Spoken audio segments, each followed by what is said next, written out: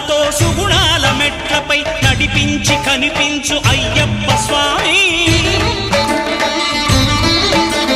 మకర సంక్రాంతి సజ్జోతివై అరుదెంచి మహిమలను చూపించు మణికంఠ స్వామి